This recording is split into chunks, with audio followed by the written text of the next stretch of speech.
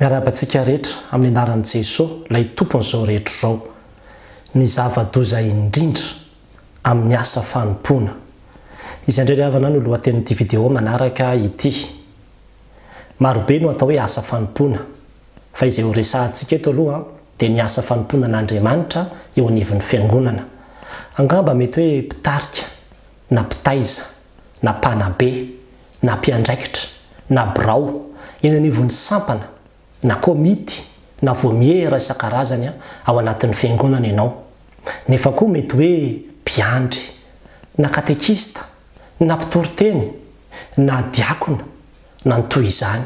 Eny mety ho mpitandrina ihany koa aza na evanjelistra, na mopera, na presbitera, na religiozy, ninona andraikitra. Anao nametrahana anao eo anivon'ny fiangonana dia izay ilay antsoina hoe asa fanompoana. Dia natao anao, natao antsika indrindra ity fampianarana ity fa tandremo fa ity zavatra tokana ity no tena zava-doza indrindra ao anatin'io asa fanompoana io.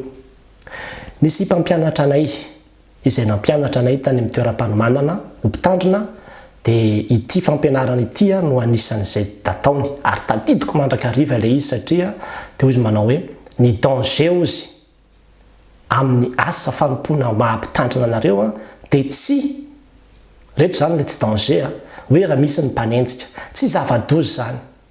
Ny fisian'ny mpanenjika zany na ny fisian'ny olona hoe tsy tianao, mankahala anao anatin'ny fiangonana, tsy zava-doza zany ozy izy, tsy danger mihitsy zany. Na koa ny tsy fisian'ny vola, hoe tena tsisy mihitsy ny vola, tena sahirana ianao amin'ny asa fanompoana izay tanteranao satria indraindray tsika mieritreritra hoe rehefa tsisy ny vola dia tena tsisy ny nazo atao mihitsy. Fa efa nisy fampianarana ny resahantsika tetony amin'ny hoe tsy tokony olana ny vola, tsy tokony ho sakana ny vola amin'ny asan'Andriamanitra. Tsy ny vola mihitsy zany, na tsy misy ary ny vola dia tsy zava-doza mihitsy zany amin'ny asa fanompoana izay ataontsika.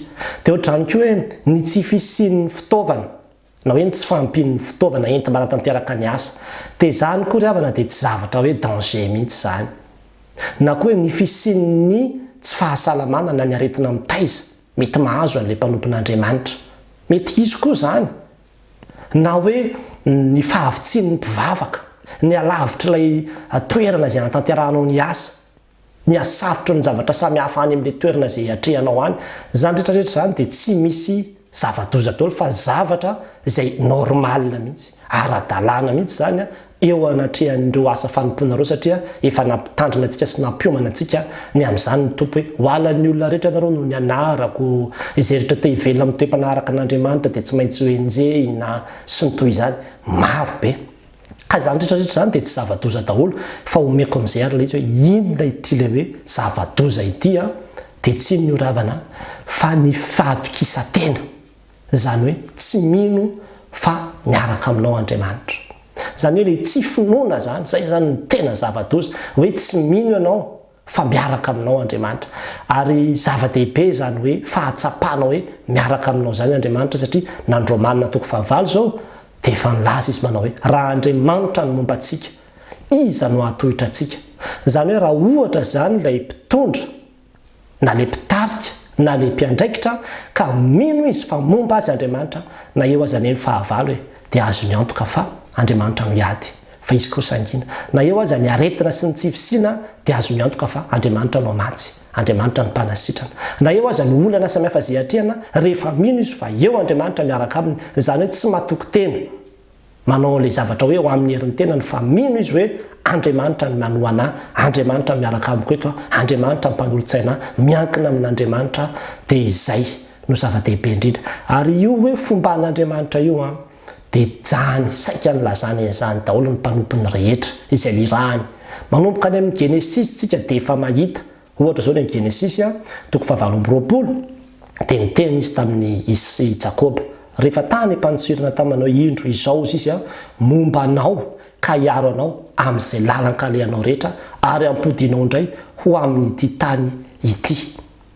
Zany dia ohatra zany koa any amin'ny Exodus toko 4 dia niteny tamin'i Mosesy izy manao hoe aza matahotra ozy izy fa omba anao dia tahaka zany koa Josoa toko 1:7 tsy efa nandidy ianao va aho koa mahereza sy mahatanjaha aza mantahotra na mivadipo fa momba anao Jehova Andriamanitra ao amin'izay rehetra alehanao.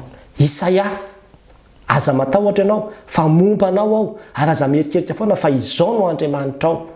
Dia tahaka izany koa ry Jeremia, ary hoy izy, aza matahotra azy ianao fa omba anao hamonjy ianao ao ho Jehova. Be dia be mihitsy hatraty amin'ny testamenta vaovao ihany koa dia fantatsika tsara fa Jesosy Kristy dia niteny tamin'ny mpiana manao hoe arindro aho momba anareo mandrakariva ambara-pahatonga ny fahatapiaran'izao tontolo izao. Mateo 7:20. Dia tahaka izany koa na dia amin'ny asan'ny apôstôly ary fa hoy izao fa izao omba anao ary tsy hisy olona hiazona anao hanisy ratsy anao fa manana olona maro amin'ity tanàna ity ao. Izany hoe io fomban'Andriamanitra tena zava-dehibe io. Ary izany nahatonga ny Davida hiteny manao hoe na dia mandeha mamaky lohasaliko ny fahafatesana azy aho dia tsy hatahotra ny loza aho fa ianao no amiko. Izany hoe miaraka amiko ianao dia ampy izay hanala ny loza sy ny fahatahorana rehetra ty anatiko izay ombanao afatahotra. Izany ny irantsika ny fomban'Andriamanitra ravana. Ka raha ohatra ianao ka manao ny asan'Andriamanitra ka mieritreritra ny tenanao fotsiny amin'izao, izany hoe tsy mieritreritra mihitsy hoe miaraka amiko Andriamanitra fa tena mieritreritra ny tenanao mahavita teny ianao dia tena miteny aminao fa sahirana ianao. Tena ho sahirana ianao. Ohatra hoe hanomana fiofanana ve ianao na hanomana toriteny ve ianao na hanomana fivoriana ve ianao na hivory ve ianao dia tonga dia mandeha amin'izao fotsiny fa tsy mieritreritra hoe momba antsika Andriamanitra na tena hoe mino an'izay fomban'Andriamanitra izay na koa hoe tena miankina tanteraka amin'io Andriamanitra izay miaraka amintsika io dia izay ilay hoe matoky tena. Izay ny danger indrindra satria izay olona tafalatsaka amin'izay dia tena tafalatsaka lalina mihitsy. Manomboka androany ary dia aoka itsika hanao an'izany fanekempinoana izany ka hivavaka sy ino manao hoe Andriamanitra mino aho fa miaraka amiko ianao. Ianao no heriko, ianao no fahombiazako, ianao no manoa anahy, ianao no mahatonga anahy tsy hatahotra na angororo na inona miseho na inona mitranga na mafy azy ity zavatra izay ho atrehako sy hijoroko ity dia fantatro fa momba ahy ianao no hiazona ny tongotro, ianao no hitatana, ianao no ampiteny ny vavako, ianao no miaraka amiko. Izay finoana izay ngeza be izay ary izay no tahin'Andriamanitra antsika amin'ny asa rehetra izay ataontsika. Dia hoy ny Tompo aminao momba anao aza matahotra. Dia mba hireza ry havana ho an'Andriamanitra rirany voninahitra. Amen.